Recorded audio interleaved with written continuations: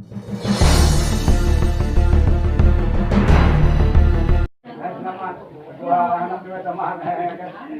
ketua partai Golkar negara. Pak Adi, thank you. Selamat Adi, selamat. Pak, bagaimana persiapannya Pak untuk pilkada serentak ke depan untuk Kim Nagan Raya?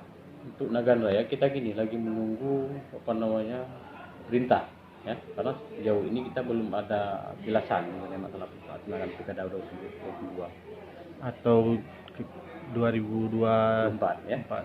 Kita lagi menunggu perintah dari baik dari Kim Aceh maupun dari KPU. Untuk kegiatan hari ini Pak?